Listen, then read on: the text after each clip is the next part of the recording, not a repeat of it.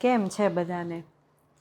તો કાલે રાતે 9 વાગે જે હું પિમ્પલ્સ માટેનો વિડીયો અપલોડ કરવાની છું, તો મને આજે વિચાર આવ્યો કે આના વિશે હું થોડોક લોંગ વિડીયો બનાવું.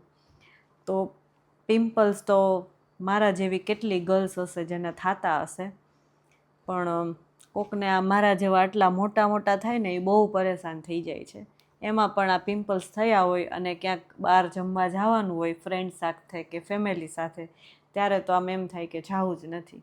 અને જાય અને પછી આપણને બધા જોઈને એમ જ કે ઓહો તારો ફેસ તો જો કેટલો ખરાબ થઈ ગયો છે. કંઈક કરતી હોય તો આપણને એ 2-3 જાતની સલાહ આપે કે તું આ ફેસ ઉપર લગાવ, ઓલો ફેસ વોશ યુઝ કર, એના માટે આ દવા આવે છે, ઓલી કોસ્મેટિક આવે છે. આપણે બધુંય એને ન ખબર હોય કે આપણે બધું યુઝ કરી લીધું હોય, પણ આ મારા ફેસને કાંઈ ખીલ જવાનું નામ લેતું જ ન હોય.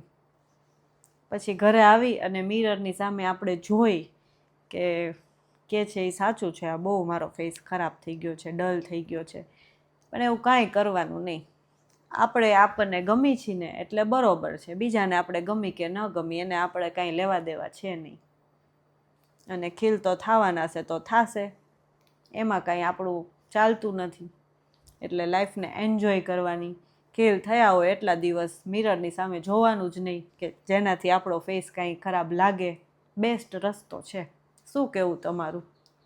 જરાક કમેન્ટ કરીને તો કહેજો.